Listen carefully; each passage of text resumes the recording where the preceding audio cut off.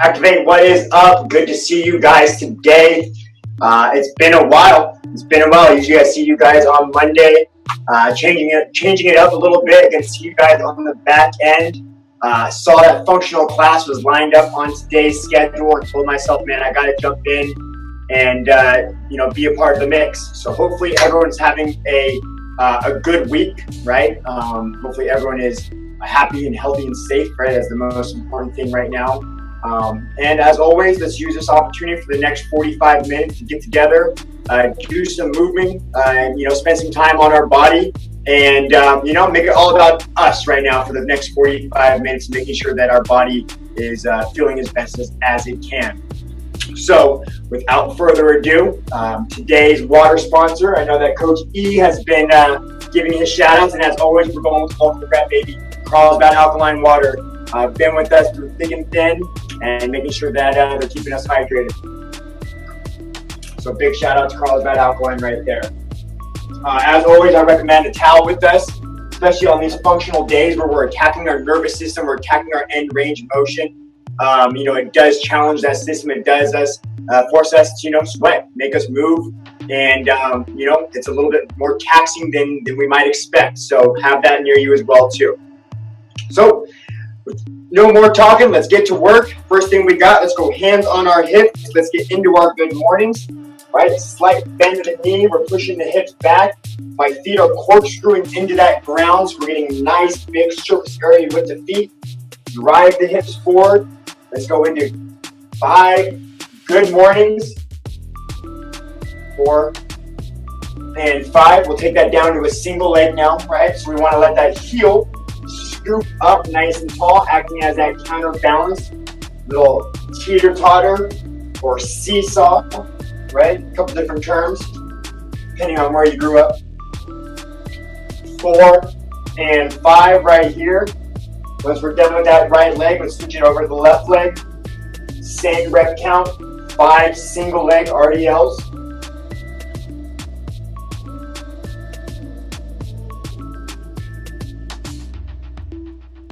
So today we're going to take an approach like we usually do with myself, going from the ground up, right? We're going to build ourselves with our ankles, through our hips, through our spine, and then finishing up on our shoulder. So that's kind of what we got game plan today. Full end range of motion, make sure our stability is there, our joint integrity. From there, let's go into our front squat. Yeah, 5 squats of these as well. 4 and 5. Go into a split squat, attacking that sagittal plane. Back knee is going to drop straight down. We got 5 on the right leg. And we got 5 on the left leg. If you guys notice, right, that my feet are barefoot right now, right? No socks, no shoes. I suggest that if you're not, we will need to get to that point, definitely for our exercises with our feet. And then just something that I encourage that maybe we spend the rest of the 45 minutes like.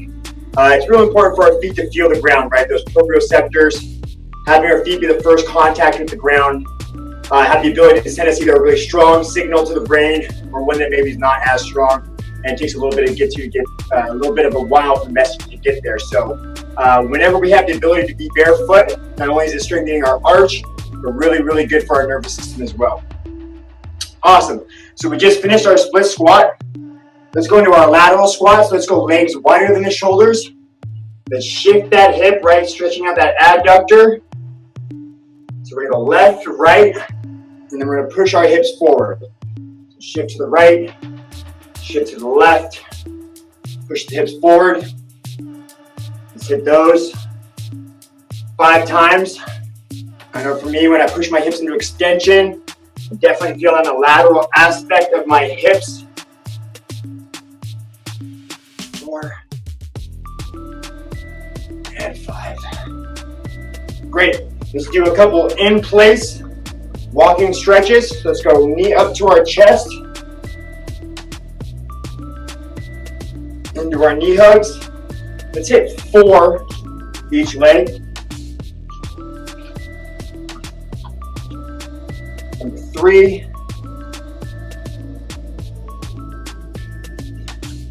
And number 4 right here.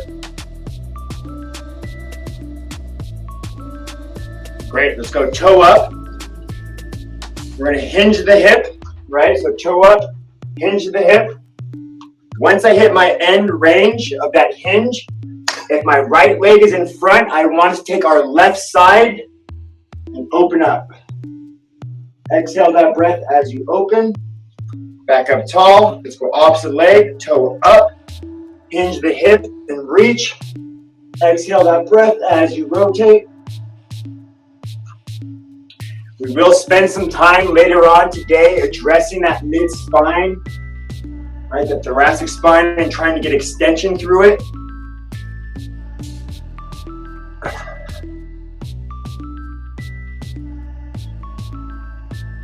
Let's go 4 each way. This is number 3 right here. Last one, number 4.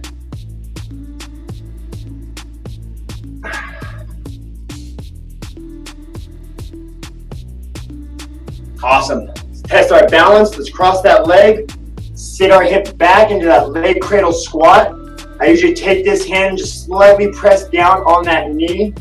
And this hand is usually holding right above the ankle just to help me stay supported.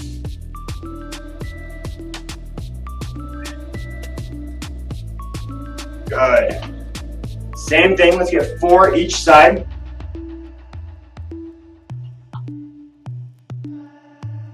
Feel yourself sitting into that stretch. Let gravity win and take you through it. Exhale that breath.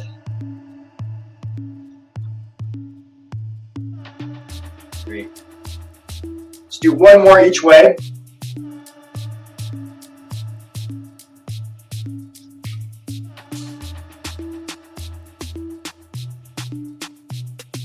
Awesome. Okay.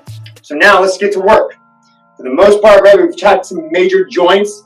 We're going to spend some time on the upper half, but for right now, we're going to focus down on the lower extremity, addressing our toes first, and a little bit of our ankle mobility, okay? So like I said, if you're not barefoot right now, now is the time to keep those socks off. Let's get barefoot and let's get moving those toes. So for me, my toughest signal right now is sending my signal, my brain, right, is signaling down to the toes. So for me, what I want us to do first is to keep all 4 toes on the ground, and we're gonna raise that big toe off the ground, okay? Meanwhile, while we're doing that, we wanna make sure that we're creating as big surface area with the feet, right? So for example, when I try to raise my big toes up, my feet have the tendency to kind of evert or roll out, right? We want to necessarily try to avoid that because that's compensation that's getting created to allow that range of motion. So holding ourselves accountable, think big surface area. My feet are corkscrewing into the ground and I'm going to raise my big toe up. Let's hold that for 3 seconds. 3, 2, 1. Very good. Bring them back down nice and slow. Make sure our feet are deep in that ground, right? Raise the big toe up. Very good. 3, 2, 1. Back down. Let's do that 3 more times on your own. Big toe raise and up. 3, 2, 1. Back down and up. 3, 2, 1. Back down. And last one, up. 3, 2, 1. Back down. Very good. Some of you might be asking, why are we spending the time on our toes? From an athlete standpoint, right, especially a contact sport or, really any sport. I mean, how many athletes have you seen where their feet actually look pretty, right? Very rarely do athletes have nice feet just for the simple fact that they just get beat up so dang much that there's just no way of hiding that. So when you think about, what is the role of big toe play for an athlete, right, is that allows us to get into that plantar flexion, right? That allows us to gain that leverage and that angle of our shin, right, to be able to push off and use that energy in the way that we want. If I'm lacking, right, that big toe mobility, right, that's going to affect how much plantar flexion I can get as I push off, right, resulting in energy getting leaked. If I don't have that mobility along with good ankle mobility and calf flexibility and stuff like that, you can start to see, right, as we're training for tests like the 40-yard dash, how little sequencing, right, or little patterns of energy, that if it leaks out, that's how we gain or lose tenths of seconds. So little minute details make a big, effect on the overall system. Compare it to like a car, right, getting tuned up. Got to make sure that the wheels are aligned, and we got to make sure that we got the right wheels even on that car. So, very good. Got a little carried away. So we just finished our big toe. Now let's keep our big toe on the ground and let's go to our toes. So you can see with me, right, when I try to raise my toes, my knees have the tendency to try to cave in, right? So again, that's compensation that I'm creating. We want to try to avoid that. So let me corkscrew my feet back into that ground, right? Let me get a strong base. Let's have my knees push out as I raise those toes up. So you can see that the level of my toes don't necessarily raise as high, which is perfectly okay, because now I'm truly raising these toes without compensation, without cheating, so holding myself accountable. I got 3 toe raises. Let's go 2 more. And last one. Awesome, very good. All right, so we addressed the big toe flexion and the other remaining 4 toes, okay? So now, from here, let's see if we can sequence those toes.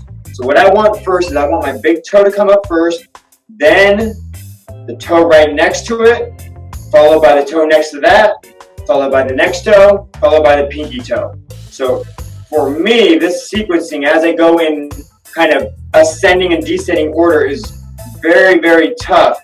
But what I do notice is that the more I send that signal to my toe raise, then my toes, right, it gets a little bit better. Now the challenge is once I raise that big toe and I try to raise these other toes, I have the tendency to raise them really fast, right? So on this messaging, slower is better. So really earn that raise independently and bring them back down. Okay, let's do a couple more. Toe raise, big toe raise, then the following toes, pinky toe down first, followed by the big toe. Last one, big toe raise. There we go. Followed by the next toe, sequence it out. Pinky toes down, and then the big toe. Awesome. Done with our toe lifts, okay? Next, we're gonna go into a passive movement, or an active and passive movement. What I mean by that is we're now gonna work the ankle, okay? So when you think about us working kind of the flexion of the toes, right, that mobility allows us to gain leverage, or angles of degree, right? Or degrees of angle, I should say, rather. We now want to do a similar concept with my ankles. So what I'm going to do, I'll give you guys a side view, is we're going to take this shin, right, our lead shin, and we're going to close that angle, right? When I say angle, I'm talking about the angle between my foot and my shin right in there, okay? So right there, that is a vertical shin, right? Let's get that shin, let's drive them forward. Now, if you notice, when I go back into neutral, I can lift my foot up off the ground pretty easily, right? But as I close that angle, you can see that my range of motion ever so slightly decreases, right? So what I want for you guys, I want you guys to find that end range that still allows you to lift your ankle up off the ground. So if you go a little bit more in the flexion and you can no longer lift your foot off the ground, we've gone too far, okay? So let me show you in the front, right? So once you achieve that angle, for me it's about right there, right? I then want us to keep our foot off the ground, so right? My foot is hovering off the ground, right? It's no longer on the ground. Once I achieve that angle and that hover, we're then going to turn our foot in and out. So we're inverting and everting that ankle while it hovers. So if you've noticed, right, when I go from inversion to eversion, you see how my knee is kind of moving a little bit as well too, creating that compensation. I'm getting a little bit of tibial rotation in there, which usually is okay, but for right now, we want to make sure that we lock that out and hit just the ankle. So I'm going to take my hands, I'm going to bring it around my knee. That's going to kind of force my tibia to stay still. And it's going to add just a little bit of stability within that ankle joint to really kind of move it in that normal pattern. So I'm burning, right? And up on top of my foot and a little in that anterior tib fib. Find that angle, right? Make sure it's nice and close as far as we can, and let's just rotate it side to side. And let's hit 10 of those each way. So I know for me, right, especially when I go on my left foot, ooh, I'm burning. When I go on my left foot, I have multiple ankle sprains on that foot, right? So I'm expecting to see my range of motion to be limited, especially when I bring it in like so right there, okay? So I feel that all the way in my shin. Let's switch our legs, right? So let's just do a little experiment here, right? Let's hit that, lift that up. So right, I can already see when I bring my left knee forward, I can already feel tightness in my calf and my Achilles back here, right? So I know that my shin is probably gonna be more vertical than compared to my right side, which is perfectly okay. However, our goal now, right, is try to work that left side to get it as even as possible to that right side, right? We want symmetry as much as we can, right? Knowing that we'll never really probably truly achieve perfect symmetry, which is okay. But for this right here, this would definitely be deemed a limitation on my left side and make it a higher risk as far as my squat mechanics or maybe my movement mechanics, right? So let's find that end range, cover the ankle, we're turning it in, we're turning it out. I got my hands wrapped around my knee to help keep that tibia still and really just move in within that ankle joint.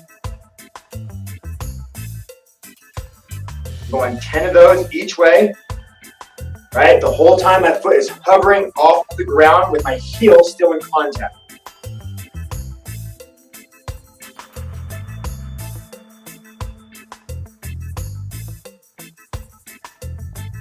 Do 2 more each way. Awesome, great. So we hit the toes, we hit the ankle. Now let's add a little bit of a load to that ankle and load to the whole foot in general. What I mean by that is we're now going to challenge our balance and our mobility in multi-planes, okay? So what I want us to do is I want us to take that right foot and I want us to corkscrew into that ground and create a nice big surface area. Another way that we can hit this exercise is if we have something to raise our foot off the ground, that'll also challenge that angle of the ankle, but not necessarily needed for today, okay? So foot's corkscrewed into the ground. My foot is deep into that ground, right? Toes creating a big surface area. With my left side, I'm gonna bring them out in front. So you notice how my front shin or my right shin kind of closes a little bit. And I'm gonna bring tall. I'm going to bring myself out to the side. Now I'm challenging the lateral aspect of that ankle. Up top. Then I'm going to take this left leg and I'm going to cross them over and back in. Okay? If that's challenging, just stick with that range. No problem.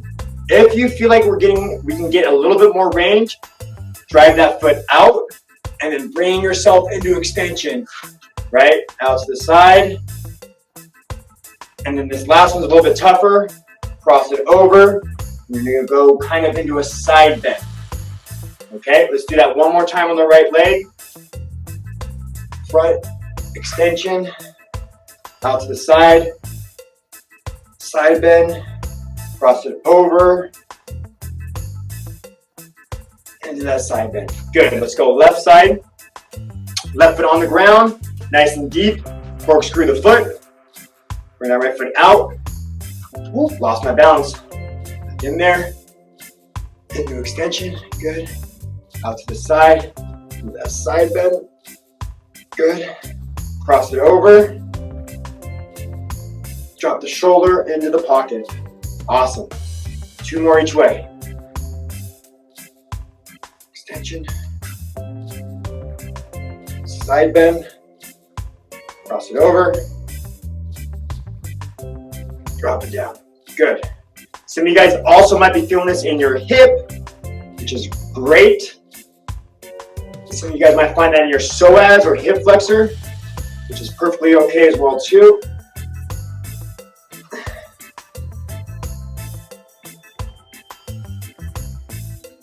Awesome. Okay, so we just attacked the toes, we attacked the ankle and our hovers, we attacked the mobility and the multi-planes, a little bit of balance. Boom, feet are ready to rock and roll. Let's move up the chain. So what we got next is now we're gonna hit the hips. I know for me, especially the last 60 days with my routine kind of getting out of whack, I've noticed some good changes with my hips, and I've noticed some other changes that maybe not so as good. What I mean by that is, you know, prior to all of the COVID situation and all that nonsense, not nonsense, but, you know, I guess nonsense of us changing our lives around as far as having to have our daily stuff just kind of thrown at us and up in a curveball, right? And what that's forced me to do is have to adapt to a new routine. So because of that, I've had some pinching in my hip that has eased up. However, I've also noticed some weakness that has started to creep up, noticing that my sequencing of my glutes have been a little bit off as well too. So what we got first is let's attack the rotation of our hip. So we're going to go into an assisted stretch right here. And what I want is I want my right leg crossed over, okay? And then I'm going to take my right hand and I'm going to push it away.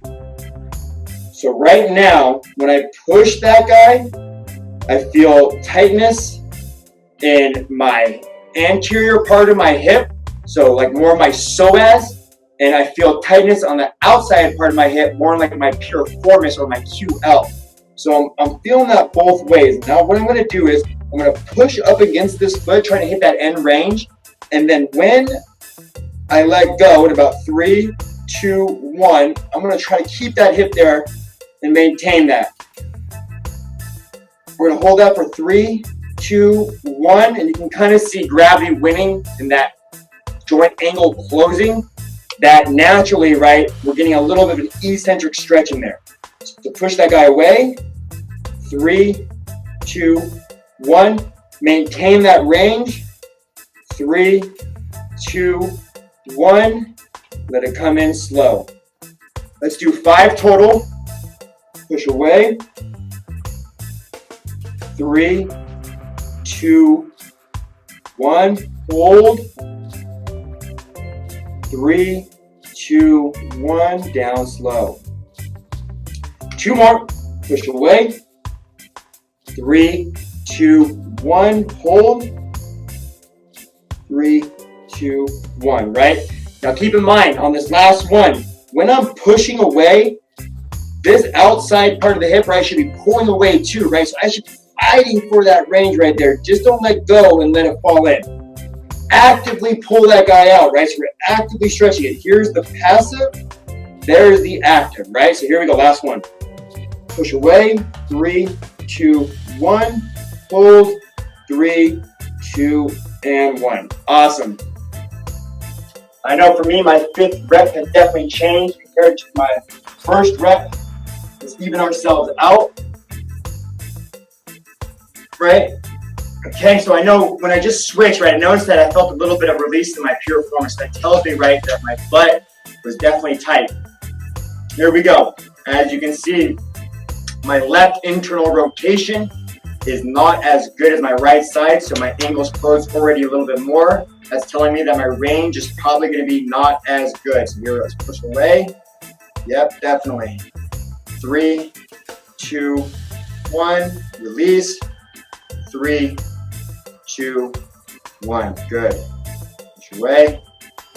3, 2, 1. 3, 2, 1. Good. 3 more. Push away. 3, 2, 1. Release. 3, 2, 1. 2 more. Make sure that foot stays up. Right, that's another thing. As we're pushing away, the foot might have the tendency to kind of creep away. We got to make sure that that foot stays up. So we got to pull that guy up again. That's okay. Okay, here we go. Number 4. 3, 2, 1. Release.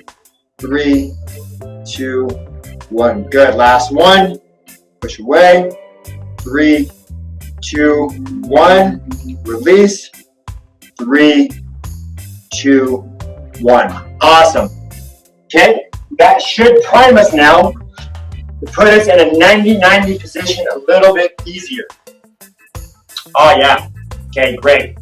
So previously before, right, we've done some 90-90 stuff where we focus a lot on the back leg, right, going into our external and internal rotation, stuff like that.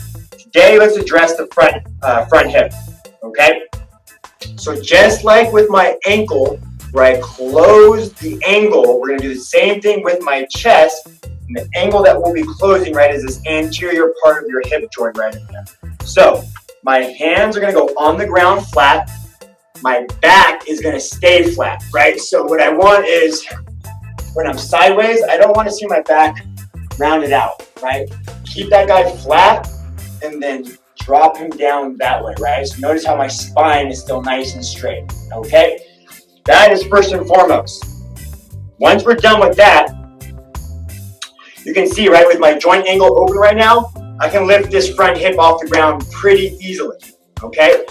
Once I drop my chest and close that angle, the ability to lift that hip away from the ground is a whole lot tougher, right? So I'm using my adductors, right, these muscles right here, to pinch up against this joint and bring that leg off the ground. All right, let's find our angle and then let's do a 10-second lift. Ready? And angle found, lift it up. 10, 9, 8, 7, 6, 5, 4, 3, 2, 1, and relax. Very good. Right, so that was us lifting. Now, when we're weak,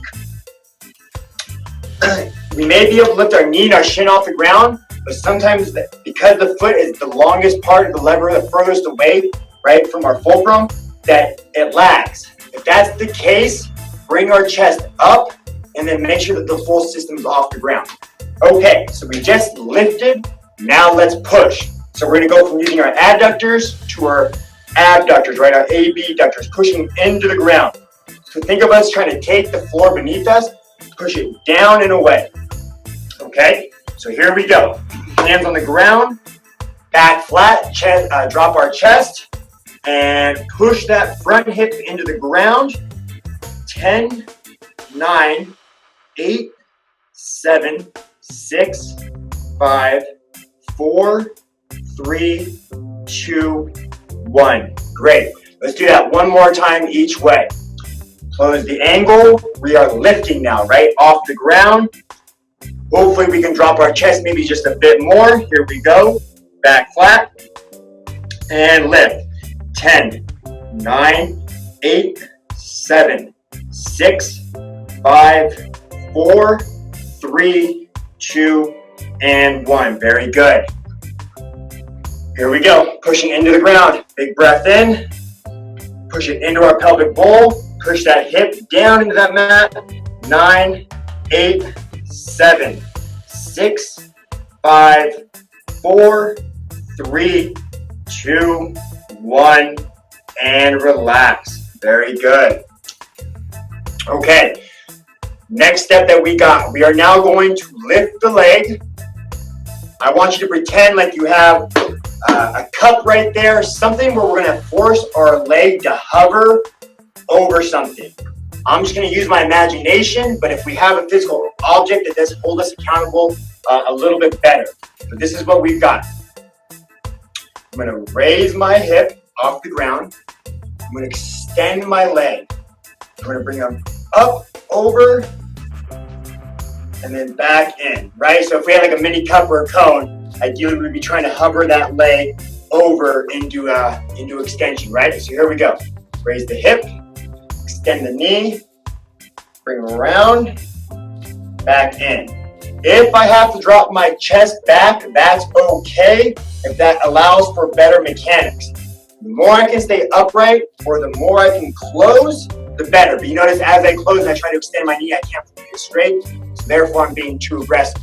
Here we go, let's do 3 more. Up, lengthen, over, and back. Crazy, I feel that in my right quad when I bring that leg and I hover it over. Up, lengthen, over, back. Good, let's do 1 more. Up, lengthen, over, and back. Great. Let's switch our sides. Okay. So we got our 90-90 hip lift, right? Take our arms, bring them down, back stays flat. We're gonna raise this hip off the ground towards our chest. Here we go. Drop the chest and lift. Oof. 10 seconds. 9, 8, 7, 6, 5, 4, 3, 2, 1, and drop nice and slow, right? Don't let it just flop down to the ground. Controlled on the way down. Pushing down and away. And make sure my shin is parallel. Okay, here we go. And push away. 9, 8, 7, 6, 5, 4, 3, 2, 1, and relax. Let's hit that one more time each way. We're going back to our hip lift and off the ground, back flat. Here we go. 10, 9, 8, 7, 6, 5, 4, 3, 2, 1, down slow. Very good. Pushing into that ground. Here we go. 10, 9, 8, 7, 6, 5, 4, 3, 2, 1. Awesome. Great work.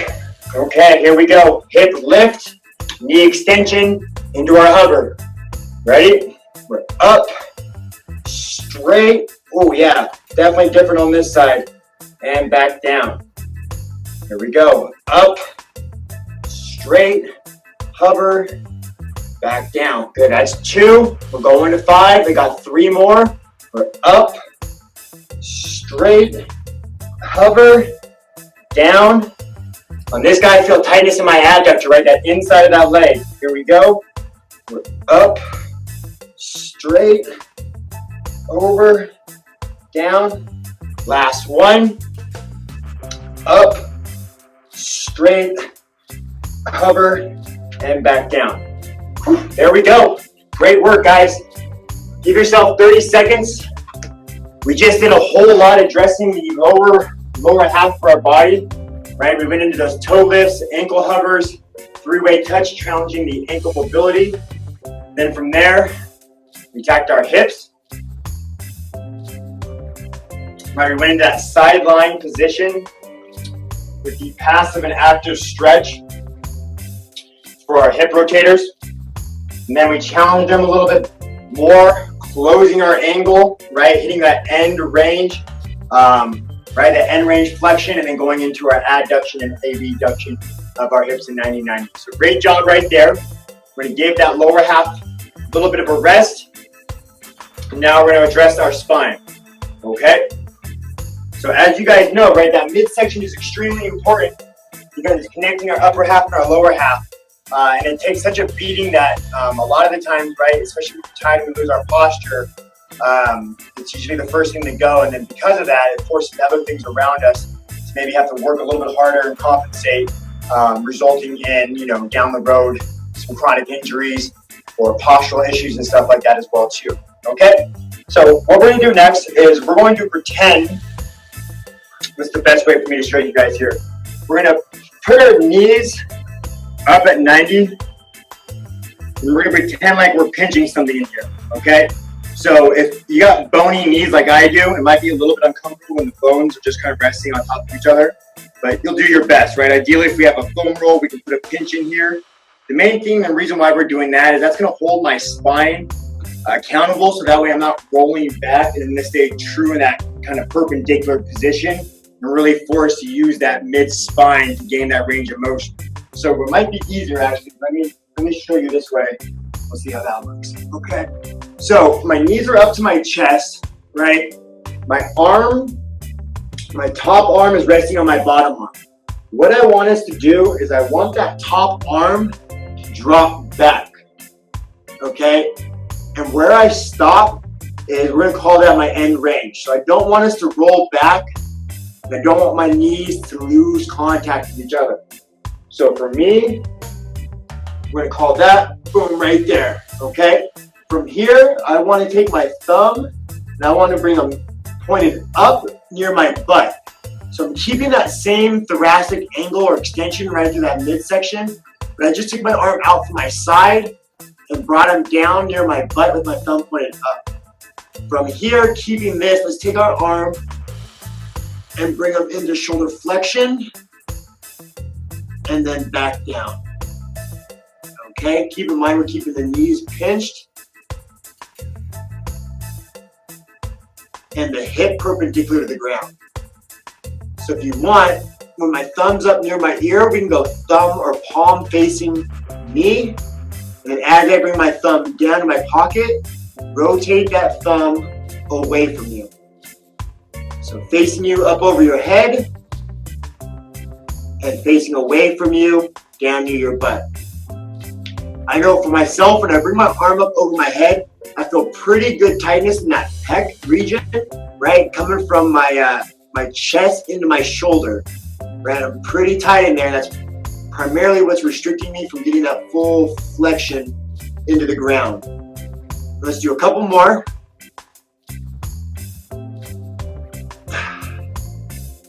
And last one. Great. If you notice how my elbow's a little bit bent, we want to see if we can try to avoid that, right? That's a little compensation as well too. So as I come up over my head, try to keep that elbow, there we go, right? Locked out as much as possible. You can see that even restricted my movement a little bit more.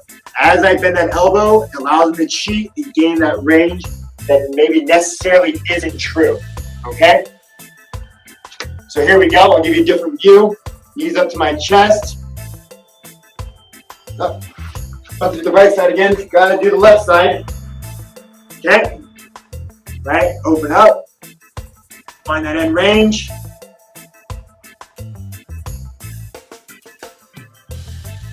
Good.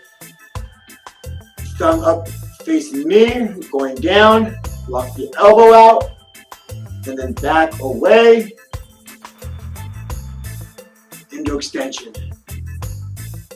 Elbow locked out. We're going to do 5 of these. A lot of the times, right, when we're doing stuff, we don't realize how tight our pecs get, right? When our pecs, right in here, when they get tight, it forces the front, and I'll show you when I sit up after I'm done with this 5th rep right here.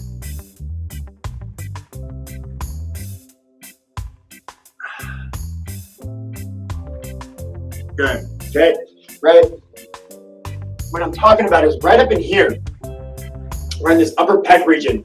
If we're tight up in there, it's gonna take those shoulders and it's gonna round them forward, right? Once we hit that, then it hyper kind of activates these muscles back here, making them real tight, and it prevents the scap from gliding, right? Proper gliding along that rib cage. So that's the reason why we want to keep those lat or those pecs, right, nice and flexible, allows our shoulders to stay open, and then really allows these muscles to do their job, which is to support the scap, rather than preventing it and locking them in. Okay, so we just attacked the chest in that windmill position. Now what we're going to do is we're going to now attack our scaps back here. So I'll give you a little 45-degree view. We're going to take ourselves and we're going to put our butt down to our heels.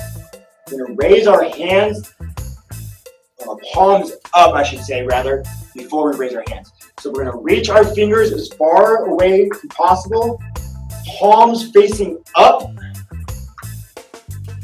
My head will be down, so my cervical spine is neutral, right? I don't want to keep my neck up. So take your chin and tuck it. Raising from your shoulder blades, right? Just like we kept our elbow locked out from our windmill, same concept.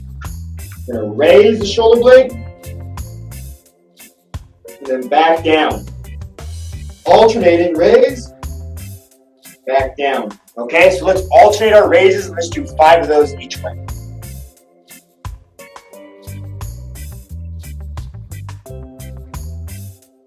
Our goal is obviously to get as high as we can without those elbows bending.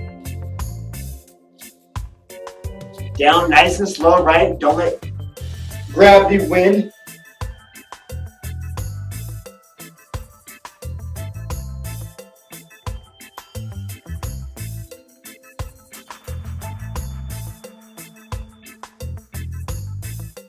Awesome. Okay. Great work. So now what we're going to go to next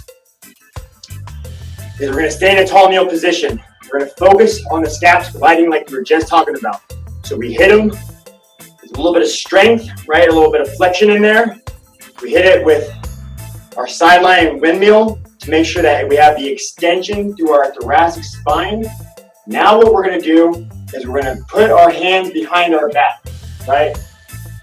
We're gonna hold them. From there, see if we can take our shoulders and pull them back, right? So think big logo. What I want is I want my shoulder blades, right? Just my shoulder blades to be moving. So I'm gonna bring my shoulders up into my ears, and drop them back into that roll, and move them forward. Up in my ears, drop them down into depression, protract them, bring them forward, and then back on up into my ears. So you notice, there's times where I'm getting tired, right? And what I want to do with my low back is I want to hyperextend it, because my brain is telling me that if I hyperextend my low back, then I'm going to make my shoulder circles easier, which may be true, but it's not necessarily what we want. So take your belly button, pull it into your logo, right? So my pelvis just pulls in like so, right? Bring those shoulders up, back, down and forward, and then let's go the opposite way. So you can see it, right? Everything but my shoulders want to do the work right now. And part of that challenge is the way we put our hands, putting our shoulders in that internal rotation.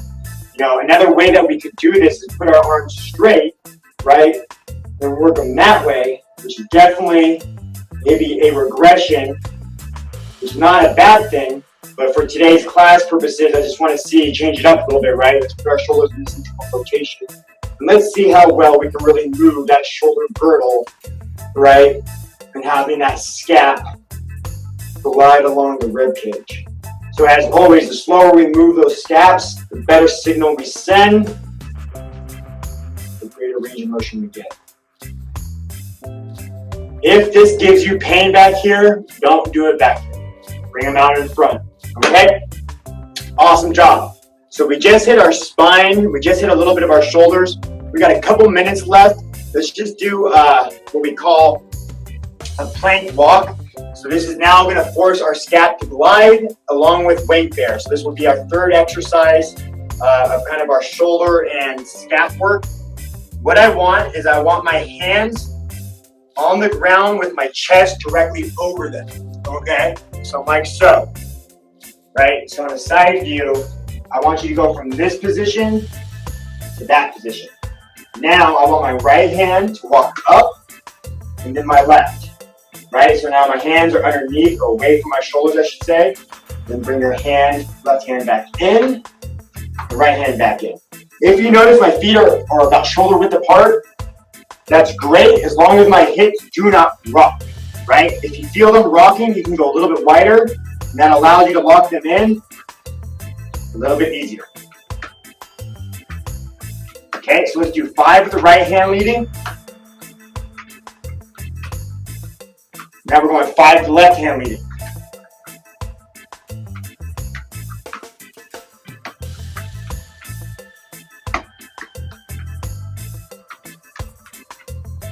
Good, one more. Great. Okay, great job, guys. So the main thing that I want you guys to get out of today is, just little nuggets that you guys can take and add to your repertoire at home. If there's certain areas that's on your body, right? I highlighted practically all of our major joints, right? So usually as the common person, right, as an athlete, one of these joints are usually talking to us. These are just simple ways that we can go in there, start messing around with that nervous system, right? Start disrupting some scar tissue, start introducing proper communication between the brain and the body.